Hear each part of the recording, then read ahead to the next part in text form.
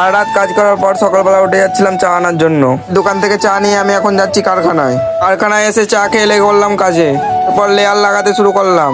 এই মালটা এখানে কাজ করছে আর আমি এখানে বসে আছি। আর এই পাগলটাকে দেখো কি দেখাচ্ছে।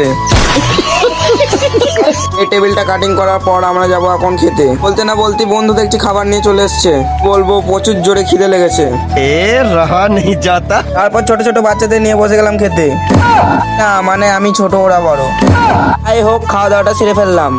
ये मुंह से सुपारी निकाल के बात कर रहे बाबा। তারপর দেখছি এই দিদিটা কত সুন্দর পুঁতি বসাচ্ছে জামাই। তারপর খাওয়া দাওয়া করে লেগে পড়লাম আবার কাজে। এখন বাজছে সন্ধ্যে 6টা। নাস্তা খাওয়ার টাইম হয়ে গেছে। আর দেখতে দেখতে ভাইটা নাস্তা নিয়ে চলে আসলো।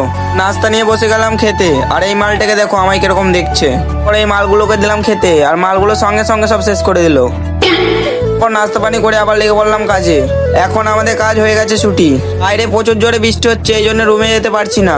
ও ছাতা নিয়ে দুইনে মিলে বেরিয়ে পড়লাম রুমে যাওয়ার উদ্দেশ্যে। আমি ততক্ষণ বাড়ি যাই, তোমরা ভিডিওটাকে লাইক মারো, চ্যানেলটাকে সাবস্ক্রাইব করে নাও। হচ্ছে পরের ভিডিওতে।